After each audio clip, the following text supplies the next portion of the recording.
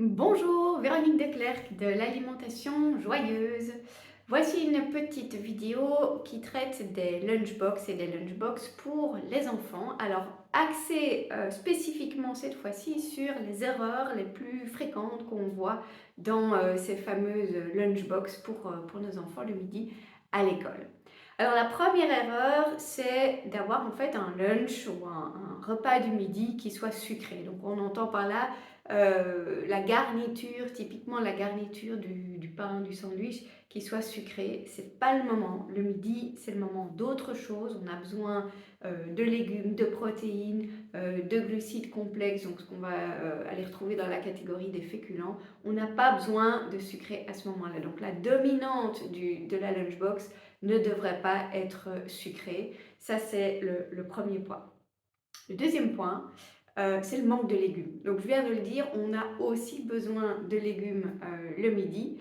Et en fait, ça devrait même être la partie la plus importante de la lunchbox. Alors je sais que c'est pas toujours évident d'y arriver. J'ai plein de petites astuces pour vous aider à améliorer la lunchbox petit à petit. Mais une des erreurs qu'on rencontre, c'est en effet qu'ils sont absents parfois, ou en tout cas, il n'y en a pas assez. Donc n'hésitez pas à rajouter un légume, plusieurs légumes, sous quelque forme que ce soit. Là, c'est l'avantage qu'on a avec les légumes, ils sont tous bons. Donc vous pouvez en mettre des crus, des petites tomates cerises, des petits morceaux de carottes, concombres, des petits morceaux de chou-fleur. Ils peuvent être cuits aussi, quelques petits haricots verts. On peut les intégrer dans une salade. Mais il faut vraiment qu'ils soient présents, ces fameux légumes, aussi donc dans la lunchbox. Alors, la troisième erreur qu'on voit souvent dans les lunchbox, c'est qu'on y retrouve en fait pas mal d'aliments qui sont très transformés, qui sont industriels ou qui sont ultra transformés. Et quelque part, c'est pas vraiment étonnant parce que c'est clair que les enfants font l'objet de publicité, dont sont une cible toute trouvée pour tout ce qui est voilà, alimentation qui va faire envie aux enfants, coloré, sucré, etc. Euh, Au plus l'alimentation est transformée, enfin au plus l'aliment est transformé, au plus de un, on perd les qualités nutritionnelles, donc on a moins de bonnes choses, mais très souvent aussi, ça s'accompagne de beaucoup d'autres choses, des additifs, trop de sucre, des mauvaises graisses, le sel, etc. Donc dans ces aliments-là, on perd deux fois. On perd dans les bonnes choses qui ne nous apportent pas suffisamment et on perd parce qu'on rajoute des mauvais éléments. Donc typiquement les petits fromages, les petites dips, les petits kiris à tremper, le petit babybel, le petit dessert ceci, la tranche de saucisson de jambon, tout ça c'est des aliments qui plaisent aux enfants, qui sont quelque part faciles pour eux à apprécier, mais malheureusement au niveau nutritionnel, c'est vraiment pas terrible. Donc essayez de faire un peu un scan de ce que vous achetez, de ce que vous mettez typiquement dans la lunchbox et voyez un peu qu'est-ce qui est transformé et qu'est-ce qui est brut. Donc un aliment brut, c'est un aliment entre guillemets qu'on va retrouver tel quel ou quasi tel quel dans la nature. C'est ce qu'on devrait essayer d'avoir le plus dans la lunchbox. Alors, numéro 4 dans la lunchbox, c'est le côté en fait proportion. Et les proportions dans la lunchbox, c'est ce qui est le plus compliqué à atteindre parce que quelque part, je ne vais pas dire que c'est contre-intuitif, mais c'est pas dans nos habitudes.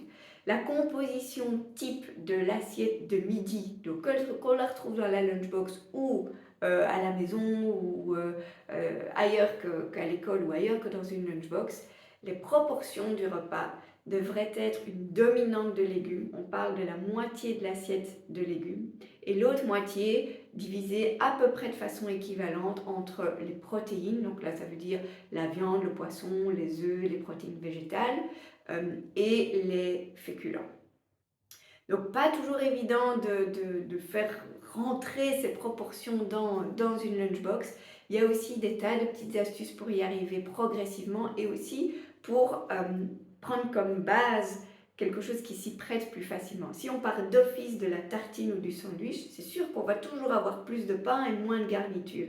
Donc il y a d'autres formules de lunchbox qui peuvent être plus faciles pour ça.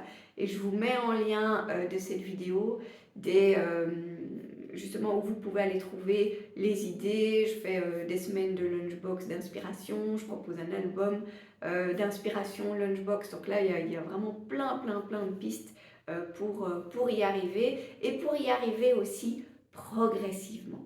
Donc, c'est pas tout d'avoir la lunchbox parfaite du jour au lendemain. Et je sais qu'en tant que parent, on a parfois envie que nos enfants aiment tout de suite ou en tout cas soient fans des bonnes choses. C'est pas toujours comme ça, donc c'est pas grave. On peut y aller progressivement. Ça ne doit pas être parfait du jour au lendemain, mais essayez petit à petit de l'améliorer cette lunchbox. Alors, comme dernier point aussi dans la lunchbox, c'est le dessert. Alors, quid du dessert? Est-ce qu'il en faut un? Est-ce qu'il en faut pas? Alors, si on regarde juste au sens nutritionnel, non, le dessert, à ce moment-là, n'est pas obligatoire. On a besoin d'une petite note sucrée, alors bien composée, complète, etc., pour la collation de l'après-midi. Ça fait l'objet d'une autre vidéo. En tant que tel, pour le lunch, le repas du midi, on n'a pas nécessairement besoin de dessert. Maintenant, ça ne veut pas dire qu'il est interdit, mais une erreur qu'on voit souvent au sujet du dessert, c'est qu'en fait, il est beaucoup trop copieux par rapport au contenu, par rapport au repas en tant que tel. Donc, si vous mettez un dessert, veillez à ce que ce soit une petite chose. C'est vraiment une petite note pour dire, ok, on termine par une petite note plus douce, plus sucrée, éventuellement, donc ce n'est pas une obligation, mais surtout, faites en sorte que ce soit petit par rapport au reste. Parce que sinon, et c'est ce qu'on rencontre souvent dans l'alimentation des enfants à l'école, c'est qu'en fait, on va avoir une importance démesurée de la collation du matin qui est généralement sucrée, du dessert et de la collation de l'après-midi. Et donc finalement, ces éléments-là qui sont censés être des petites choses, voire qui ne sont même pas nécessaires, par rapport à un petit déjeuner, un repas du midi ou un repas du soir. Donc attention par rapport à ça. Si on met un dessert, c'est vraiment une petite quantité. Ça ne peut pas empiéter sur le repas du midi en tant que tel. Donc je récapitule les 5 erreurs qu'on trouve le plus souvent et qui sont faciles à corriger.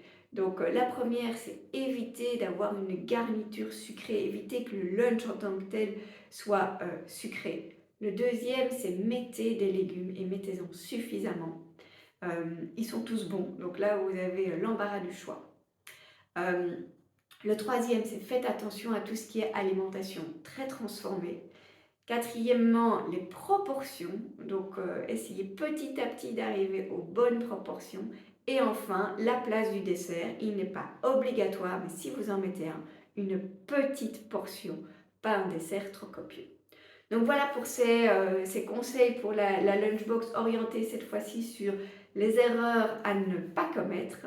Donc je vous mets en lien, enfin en description les liens où vous pourrez trouver d'autres idées, d'autres vidéos. Alors je communique beaucoup en ce moment sur les lunchbox, donc vous aurez toute l'inspiration, toutes les infos qu'il faut. N'hésitez pas à me suivre ici sur YouTube ou via mon site web alimentationsjoyeuse.com. Vous pouvez vous inscrire au newsletter, je vois tous les dimanches quelque chose, une recette, une astuce, voilà, histoire de rester dans le bain, rester informé, rester inspiré pour manger les bonnes choses au quotidien. Et moi je vous dis à très bientôt.